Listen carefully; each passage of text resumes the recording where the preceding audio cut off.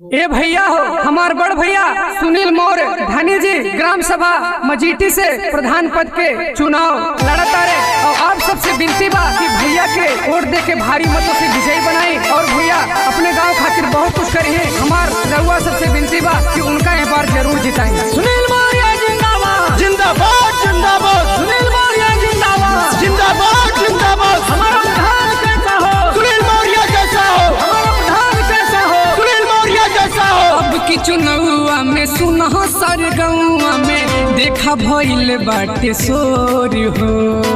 सुनील भैया के अब की जीतैहा कहत बानी हाथ जोड़ हो। अब की चुनौआ में सुनह सर गौआ में देखा भइल बाटे शोर हो। सुनील भैया के अब की जीतैहा कहत बानी हाथ जोड़ हो। सब ही से कहतानी भैया के भूलैहा जानी इहे बट हमरो पुकार। माई बाबू सुनील रजिया वोट मांगे बेटा बा तोहार। माई बाबू सुनील रजिया वोट मांगे बबुआ तोहार। माई बाबू सुनील रजिया।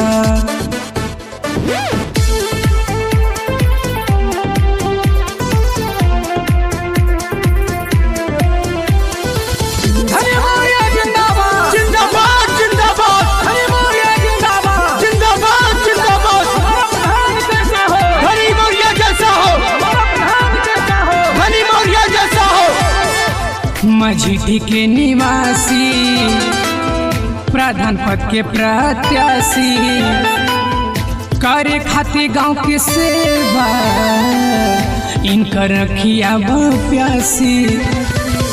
हम मजीठी के निवासी प्रधान पद के प्रत्याशी गांव के करे खातिर सेवा इनकर रखिया प्यासी। नहीं के वोट दी ठीक से सपोर्ट किया इहे बटे अरजी हमार। माई बाबू सुनील रजिया वोट मांगे बेटा बा तोहार। भैया बहनी सुनील रजिया वोट मांगे बेटा बा तोहार। चाचा चाची सुनील रजिया।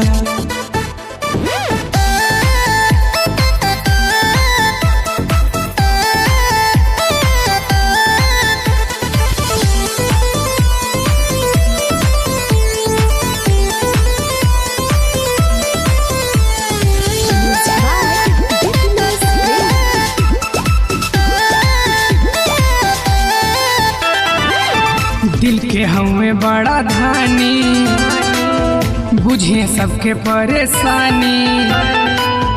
वोट भैया के दी है हमर बतिया लमानी। ए माई दिल के हमें बड़ा धानी बुझे सबके परेशानी। वोटिए नहीं के दी है हमर बतिया लमानी। कराया के सुन मैया बहिन करे सुनील बिनती बारी बार। माई बाबू सुनील रजिया वोट मांगे बेटा बा तोहार। भैया बहिनी सुनील रजिया वोट मांगे बबुआ तोहार। माई बहिनी सुनील रजिया।